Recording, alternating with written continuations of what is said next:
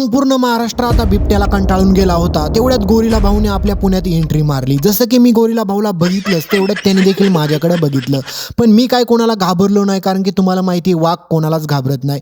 त्याच्यानंतर आजूबाजूची लोक त्याला बघून घाबरत होती, पण मी काय त्याला घाबरलो नाही। त्याच्यानंतर पुढे गेल्याच्या नंतर मला सूत्रांनी माहिती दिली की खरी गंमत तर तिकडं आहे। म्हणजेच म्हणलं कुठं, तर मी गेलतो पुण्यातले गणपती पाहायला रात्रीच्या वेळेस। तेवढ्यात मी सूत्रांनी माहिती दिली की तिकडे जाऊ नको, खूप गर्दी आहे। पण मी कोणाला घाबरत नाही, तुम्हाला आधीच माहिती आहे। पण त्याच्यानंतर एवढी गर्दी पाहून माझी हातभर तिथंच फाटली आणि त्या गर्दीमध्ये 2 तास लाईनला उभं राहिलो आणि समोर पाहिलं तर काय, आपल्या दगडूशेठ गणपतीचा एवढा सुंदर देखावा बनवला होता ना, काय सांगू तुम्हाला।